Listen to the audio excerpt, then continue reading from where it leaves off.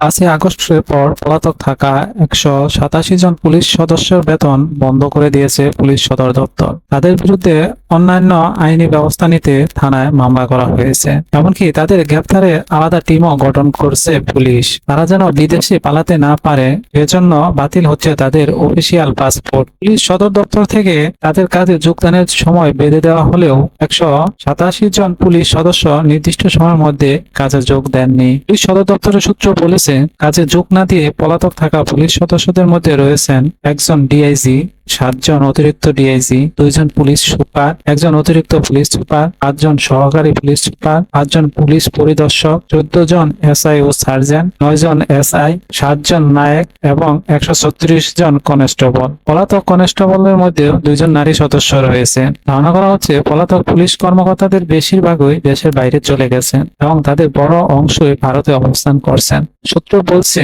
পলাতক পুলিশ সদস্যদের তালিকায় শীর্ষে আছেন ডিএমপির সাবেক অতিরিক্ত কমিশনার হারুনুর রশিদ, যার নামে 38টি মামলা রয়েছে। আরো রয়েছেন অতিরিক্ত ডিআইজি বিপ্লব কুমার সরকার, প্রলয় কুমার জোয়ারদার, খন্দকার নূর নবী, এস.এম. মেহেদী হাসান, সঞ্জিত কুমার রায় ও প্রদীপ কুমার চক্রবর্তী, যাদের বিরুদ্ধে 5 আগস্টের পর একাধিক মামলা করা হয়। পুলিশ সদর দপ্তরের কর্মকর্তারা জানিয়েছেন, এসব পলাতক পুলিশ সদস্যদের বিরুদ্ধে ব্যবস্থা নেওয়া শুরু হয়েছে।